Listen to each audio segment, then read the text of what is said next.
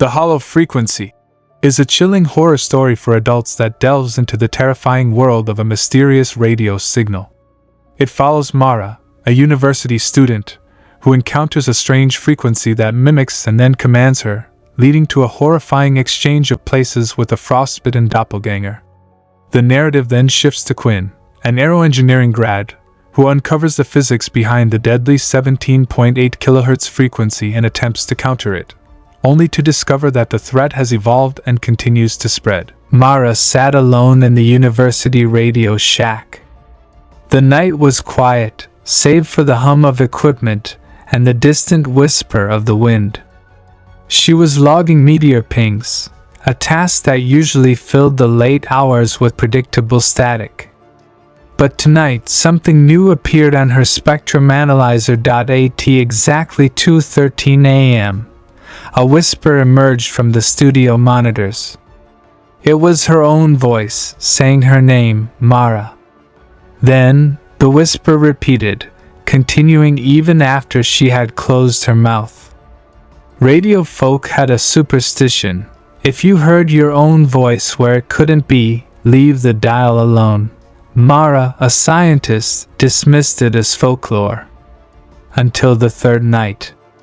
The voice no longer mimicked. I'd instructed. Point the corner Yaga northeast. Boost gain plus 30 dB. Unlock the shack. Her hands moved, obeying Dot before she even realized. The door latch slid open by itself. Frost rolled in, carrying the scent of wet iron. On the threshold stood a second Mara, barefoot, skin mottled gray, lips eaten by frostbite. The double raised its arm. Its fingernails were long, steel needles, humming at a 17.8 kHz frequency that liquefies the tiny bones of the inner ear. Mara felt her cochlea unscrew like a snail relaxing out of its shell. The last thing she heard was her own scream, not of pain, but of pure sound, becoming a radio wave and escaping upward, out into the cold night air. 2 weeks later, campus security found the shack empty. The equipment hummed, and logarithmic paper scrolled a perfect 17.8 kHz carrier.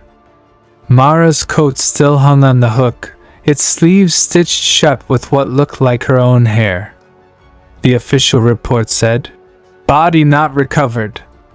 The autumn semester ended. Winter froze the antennas. Soon, students streaming music began noticing a new track auto-inserted into playlists. 17.8 kHz of silence labeled Hollowfreck.mp3. Those who listened woke up inside their dreams, standing in the abandoned ionospheric field.by December. The town's missing person flyers overlapped like shingles. Quinn, an aeroengineering grad, mapped the disappearances. They formed a logarithmic spiral converging on Shack 17. He stayed up, reading Mara's abandoned notes, learning the physics she had uncovered too late. By December. Inside, frost coated the walls and perfect acoustic tiles. The dead Mara stood at the console, head tilted, ear antennae twitching. Her mouth opened sideways, revealing rows of radio valves glowing orange. She spoke without lips. "You came to trade." Quinn hit play. Quinn felt the spiral tighten, the future collapsing inward. He did the only thing left. He opened his mouth and swallowed the air, gulping the 17.8 kHz wave into his own throat, cannibalizing the feedback. For an instant, he occupied both sides of the microphone, creating a standing wave that canceled itself. The shack went silent. Rescuers found Quinn, alive but irreversibly deaf. That night, every deaf person in the county dreamed of a man holding a flashlight inside a dark radio shack, waving as if to say, "It's safe now." But sound engineers noticed something new. A faint sideband at 8.9 kHz, exactly half the hollow frequency, broadcasting in Quinn's cadence. The spiral did not close, it halved, like a cell preparing to divide.